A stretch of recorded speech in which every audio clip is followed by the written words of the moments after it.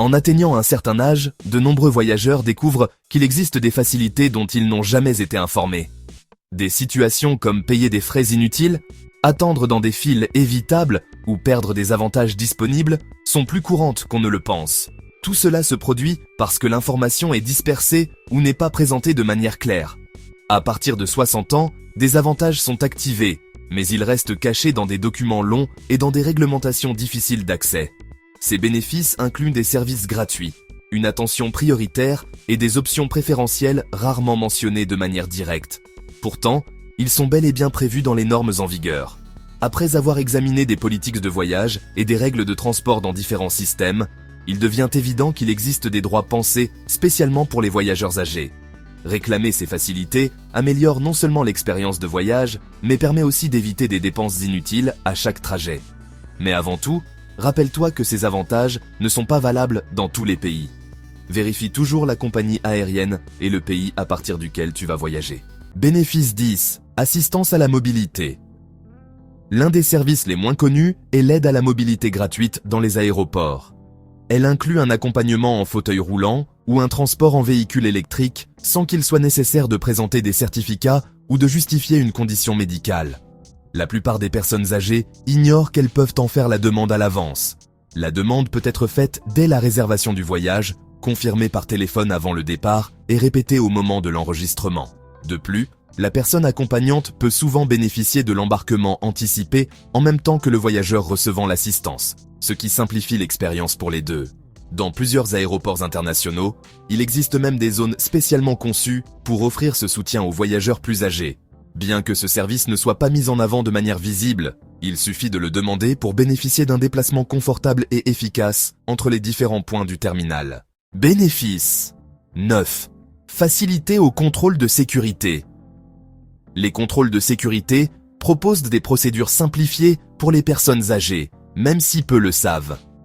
Indiquer son âge avant de commencer le processus permet de conserver les chaussures et les vêtements légers, ainsi que de bénéficier d'étapes supplémentaires en cas de déclenchement des alarmes.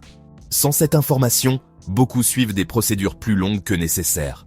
Il est recommandé d'indiquer son âge directement au personnel, de demander à rester assis si nécessaire et de solliciter un contrôle privé en cas d'inconfort. Il existe également la possibilité de recevoir une orientation préalable grâce aux services d'assistance disponibles avant le voyage. Ces ressources évitent des situations génératrices de stress ou de retard. Porter une carte ou un document indiquant des besoins particuliers facilite la communication sans devoir fournir de longues explications. De plus, voyager à des horaires de faible affluence réduit la probabilité de contrôle aléatoire, ce qui permet un passage plus fluide au point de contrôle. Bénéfice 8. Tarifs spéciaux pour les personnes âgées. Les comparateurs de prix affichent uniquement des tarifs généraux et omettent les filtres spécifiques liés à l'âge. C'est pourquoi les personnes de plus de 60 ans paient souvent des prix plus élevés, sans savoir qu'il existe des alternatives plus économiques directement à leur disposition. Ces tarifs spéciaux sont généralement disponibles, même s'ils ne sont pas visibles au premier coup d'œil.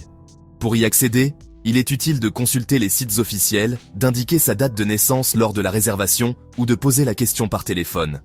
Dans de nombreux cas, les tarifs préférentiels ne sont appliqués que lorsque le voyageur en fait explicitement la demande. Une simple question peut faire toute la différence sur le coût final du voyage.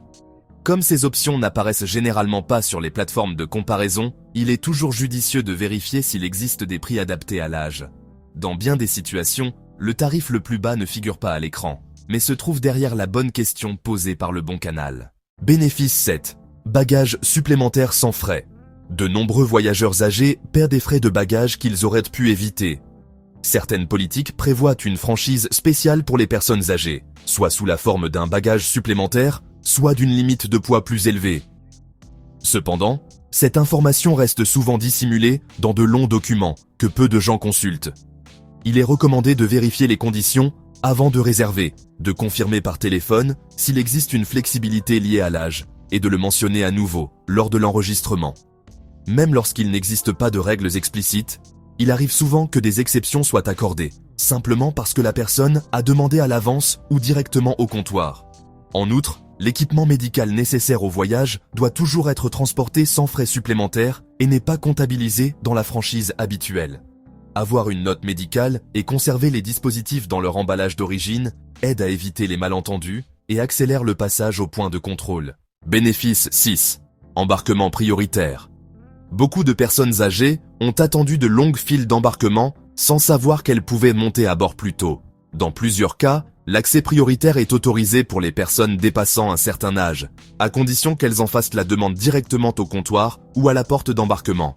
Comme cette information n'est pas communiquée clairement, ce droit passe inaperçu pour la majorité. Les normes d'accessibilité stipulent que les personnes ayant besoin de plus de temps pour embarquer doivent pouvoir le faire avant les autres.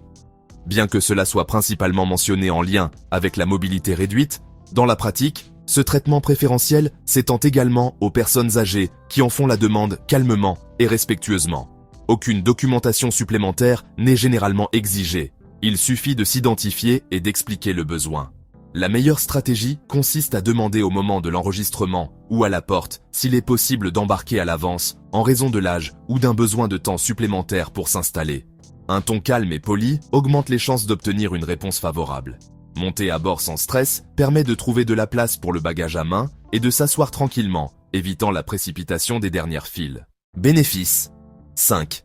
Amélioration de sièges de dernière minute. Peu avant l'embarquement, l'attribution des sièges est souvent modifiée en raison d'annulations, de changements de correspondance ou d'ajustements opérationnels.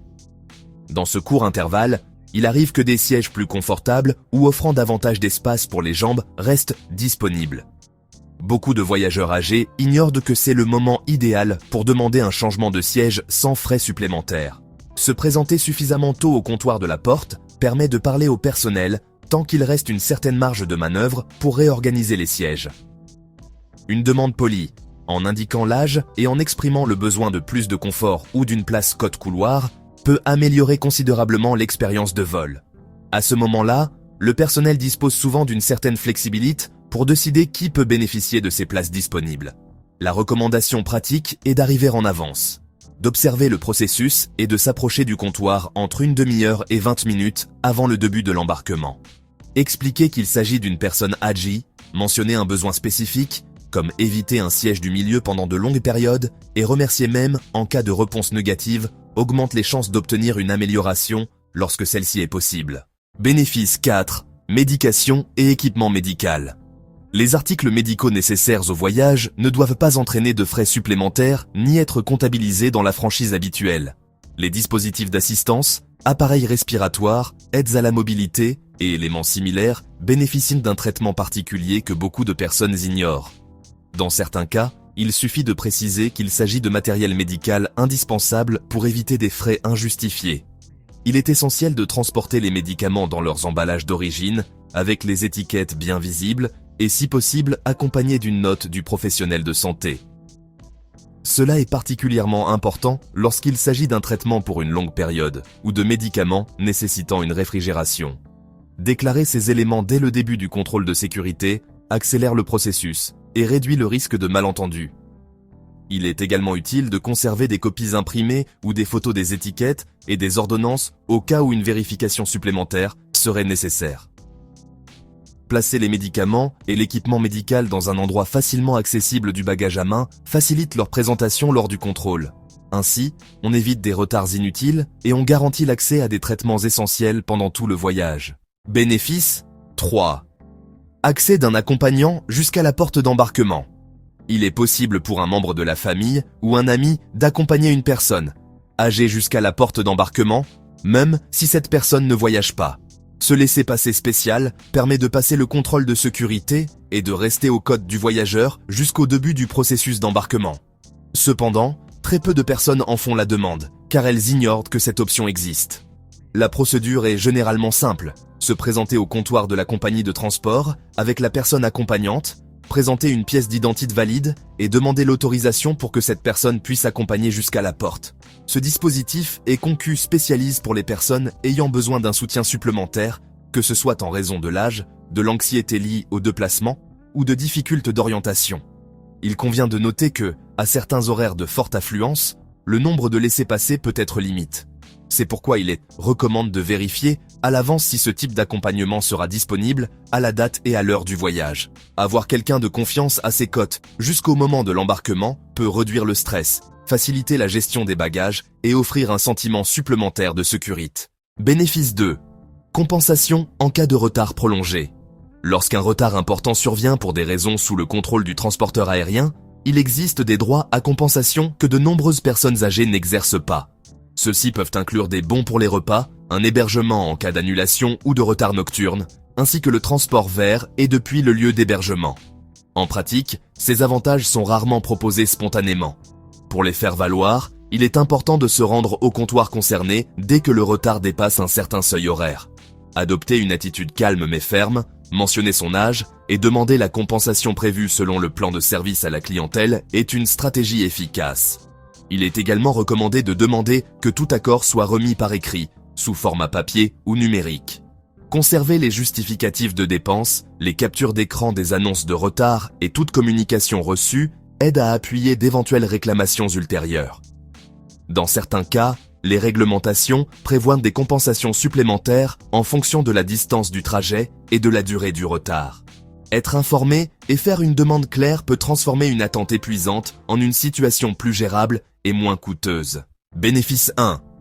Accès à des salles d'attente spéciales. Lors de très longues attentes, de nombreuses personnes âgées passent des heures sur des sièges inconfortables sans savoir qu'elles pourraient se reposer dans des espaces plus calmes et plus confortables. Dans certaines circonstances, le personnel est autorisé à accorder un accès temporaire à des salons d'attente spéciaux, en particulier lors de retards prolongés ou de correspondances particulièrement longues.